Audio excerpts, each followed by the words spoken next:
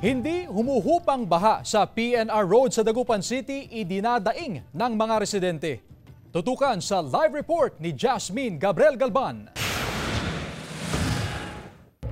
Jasmine? Chris, ayon sa lokal na pamahalaan, kabilang sa kanilang project para sa taong 2025 ang pagsasaayos ng kalsada sa bahagi ng PNR Mayombo Road. Simula nang pumasok ng tag-ulan, hindi na humupa ang bahang naipon sa bahagi ng PNR Mayombo Road sa Dagupan City. Nangingitim na ang tubig at nangangamoy na rin. Sobrang hirap, ma'am.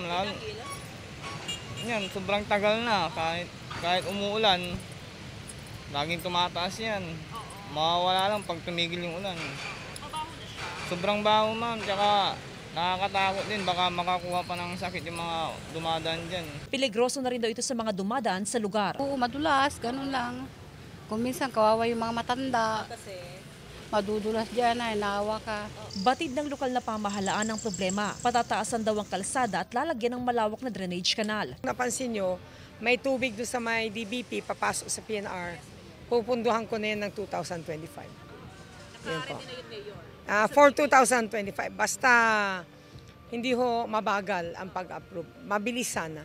Ano yun, Mayor? Drainage din? Lahat. Elevation and drainage. Panawagan ng otoridad sa publiko na maging maingat sa pagdaan sa lugar. Kung magtutuloy-tuloy ang magandang panahon, huhupa rin ang baha sa kalsada. Sa ngayon, nagsisilbi itong daanan ng mga malalaking bus at pribadong sasakyan na mula Perez Boulevard at Mayombo Road na pansamantalang hindi pinapadaan sa MH Del Pilar Street.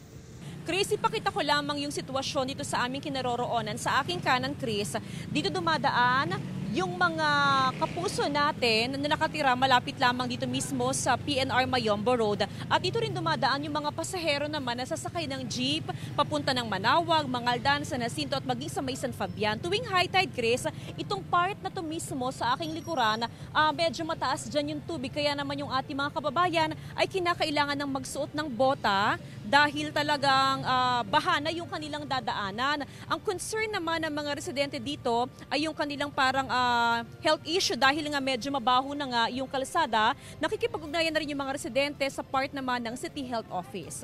Chris? Maraming salamat, Jasmine Gabriel Galban.